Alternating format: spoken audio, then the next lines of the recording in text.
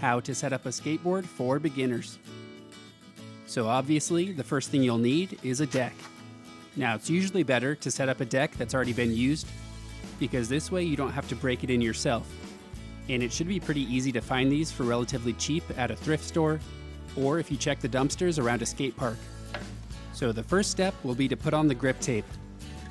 But before doing that, you're going to have to prime your grip tape by taking a sharp object, I usually like to use a thumbtack, and poking a bunch of small holes throughout your grip. Not only will this help the grip tape to stick to your board better, but it will actually make your board slightly more aerodynamic, meaning you can go a lot faster. So once you've gotten your grip ready, it's time to actually apply it to the board. To do this, first peel off the backing from the grip tape, and if you're having trouble pulling one of the edges up, you can use something sharp to kind of get it started. I've found that using a hatchet tends to work best for me, and it only takes a few hits before the backing is separated. So once you get the backing off, you want to make sure that you're extra careful because the grip tape can be really sticky. It's okay if you do get it stuck to you though, because this happens to most skaters when we set up boards, but just do your best. To actually apply the grip tape, hold it about 12 to 13 inches above your deck and drop it on, and wherever it lands is where it goes. Now you'll probably have a few air bubbles in your grip tape, and to get rid of this, you're going to want to drop that backing back on top of your grip tape, and then you carefully hammer the top of the deck, which should get rid of any air bubbles and also help the grip tape stick to the deck better. So now the next step is to file the edges of the grip tape.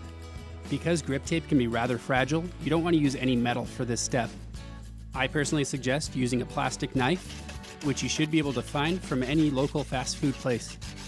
So take your knife and rub it along the edge of the deck. And once you get all the way around, you should end up with a nice clean outline of a skateboard. So the next part of this is to actually cut the excess grip tape from around your deck. And once again, I like to go back to my trusty friend, the hatchet. You'll just want to hold the grip tape taut with one hand while swiping at it vigorously with the hatchet in the other. So now that that's ready, it's time to poke some holes for your hardware. To do this, take a small screwdriver and stab wildly at your board right above the holes.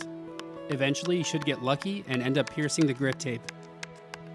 Now to actually get the hardware in, we're going to need to soften up those holes.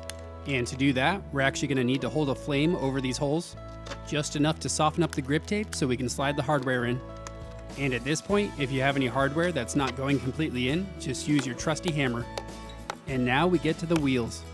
So as we all know, you should soak your wheels for 24 hours before using them. But another trick that I like to do is to actually throw your bearings in there alongside your wheels. And then to improve the performance on both of these, add in a nice handful of paprika. This Hungarian spice will not only make your wheels last longer, but they'll make your bearings spin much faster too. So while those are soaking, we're actually going to put on our trucks first. Now there's a few different ways you can put your trucks on. Either both facing each other, one facing outward, or both facing outward. And this is going to depend on your style of skating. Now because I normally just skate flat ground, I'm obviously just going to have one truck facing outward, but it's really up to what you're most comfortable with. So when you actually go to put your trucks on, you're going to want to hand tighten your hardware. Make sure you don't use any kind of wrench or screwdriver. Keeping the truck's hardware really loose is going to allow you to turn a lot faster and make the board more responsive. So by now your wheels and bearings should be ready to take out and dry. And our next step is to put the bearings in the wheels. This is easily done by laying the wheel on the ground, placing a bearing on top, and gently hammering it in. This should only take a few hits, and really it doesn't matter if your bearings are kind of crooked, and I'll explain that one in a few seconds. So go ahead and slide your wheels onto your trucks. They should slide on rather easily, and if not, you can kind of just jam them on there. And now, just like your hardware, you're not going to want to tighten your axle nuts all the way. And this is why I said it doesn't matter if your bearings are crooked or not, because now you have that extra wiggle room for them to move around. So now we're almost done, and it's just time to make your board nice and pretty. Now I personally can't afford stickers, so I like to do the next best thing, which is to write the name of a skate company on your board, and then sign another skater's name, and then you can just go around and tell people that it was signed by them. And finally from here, it's up to you to make any kind of creative design choices that you want. Just remember that there are no wrong answers when it comes to making art and expressing yourself.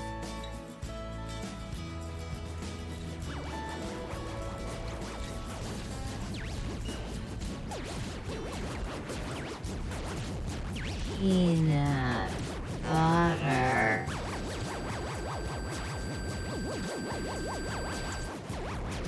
And there you have it. You set up your very first board. Congratulations and keep on skating.